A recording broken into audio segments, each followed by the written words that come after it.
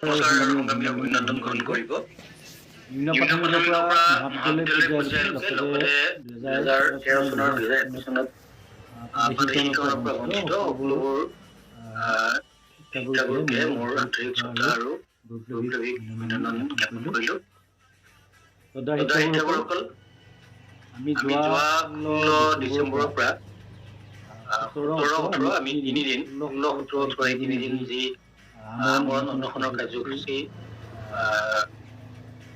যিখন 2017-18 চনৰ প্ৰাদেশিকৰণ আইন, এই আইনখনৰ পূৰ্ণাংগসমূহ লগতে মুখ্যমন্ত্ৰী মহোদয়ৰ লগত দীঘলীয়া আলোচনাৰ কাৰণে আলোচনাৰ দাবীৰে যি কাৰ্যসূচী গ্ৰহণ কৰিলোঁ।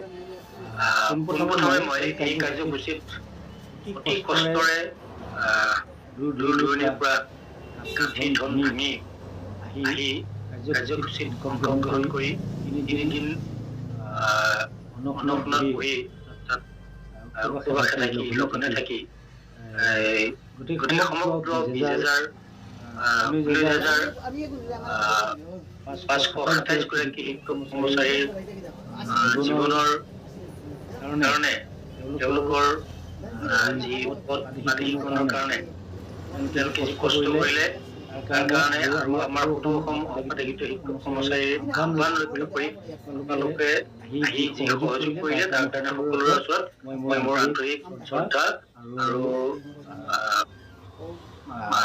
অভিনন্দন যাচিছোঁ। আপোনালোক সকলোকে মোৰ ফালৰ পৰা মই প্ৰণিপাত জনাইছোঁ। শিক্ষাগুৰুসকল, আজি দুদিনৰ পৰা আমাৰ শিক্ষাগুৰুসকলে যিসকলে ইয়াতে গুৱাহাটীৰ ওচৰত অনশন কৰিছে বা যিসকলে অনশনৰে আহিব নোৱাৰি তেওঁলোকে যেনেকে পাৰে তেনেকে সহযোগ কৰিছে বা বৰঙণি অলপ দি হ'লেও সহযোগ কৰিছে, আৰু যিসকলে একোকে নকৰি ঘৰত আছে, কেৱল হোৱাটছএপত মেছেজ চাই টিভিত নিউজ চাই ঘৰত পৰিয়ালৰ লগত আছে, মই সকলোকে শ্ৰদ্ধা জনাইছোঁ। যি নহওক, কিছু শিক্ষকে আমাক ফোন কৰি আছে, ছাৰ কিবা খবৰ আছে নেকি? এইখিনিতে মই আপোনালোকক কথা ক'ব বিচাৰিছোঁ।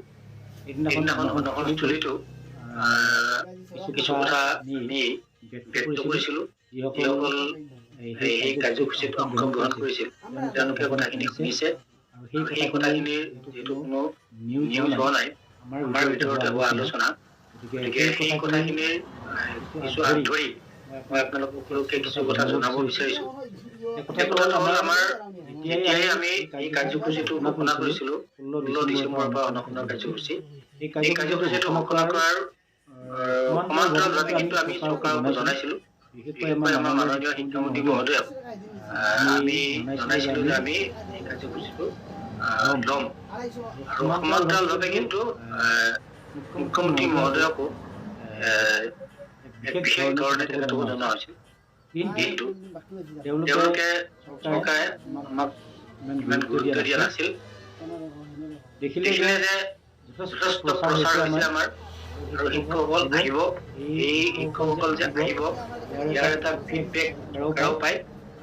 চৰকাৰৰ বিভিন্ন ধৰণৰ চোৱা আছে, চোৱাৰ জৰিয়তে তেওঁলোকে এই খবৰবিলাক পাই উঠি আমাৰ লগত যোগাযোগটো আচলতে প্ৰায় 12 তাৰিখ মানেই হৈছে। 12 তাৰিখে আমাৰ লগত শিক্ষামন্ত্ৰী মহোদয়ৰ অফিচৰ পৰা যোগাযোগ কৰা হৈছে। আমি কিন্তু ইমান গুৰুত্ব দিয়া নাই, সেইকাৰণে গুৰুত্ব দিয়া নাই কাৰণ শিক্ষামন্ত্ৰী মহোদয়ৰ কাৰ্যালয়ৰ পৰা বা শিক্ষামন্ত্ৰী মহোদয়ৰ লগত হোৱা আলোচনাবিলাকৰ যিহেতু কোনো কাৰ্যকৰী ব্যৱস্থা নহয়, তেখেতে যিহেতু কাৰ্যকৰী কৰিব নোৱাৰে, গতিকে তেখেতে আমাক মাতিব, আলোচনা কৰিব, কিবা ক'ব, এই কথাটো আমি গুৰুত্ব দিয়া নাই। আমি এটা কথাতে গুৰুত্ব দিছোঁ যে আমাৰ এই গোটেই বিষয়খিনি আমি যেনেকে 2022 চনৰ 20 অক্টোবৰত আমি মুখ্যমন্ত্ৰী মহোদয়ৰ লগত আলোচনা কৰিছিলোঁ, ঠিক তেনেদৰে তেখেতৰ নিৰ্দেশ মতে যিটো আমি এটা ড্ৰাফ্ট কপি বনাইছিলোঁ এমেণ্ডমেণ্টৰ কাৰণে, এই ড্ৰাফ্ট কপিটো সম্পৰ্কত আমি মুখ্যমন্ত্ৰী মহোদয়ৰ লগত এই ড্ৰাফ্ট কপিটো লৈ মুখ্যমন্ত্ৰী মহোদয়ৰ লগত আমি আলোচনা কৰিব বিচাৰোঁ। তেতিয়াই কিন্তু আমাৰ এটা স্থায়ী সমাধান আহিব। কিন্তু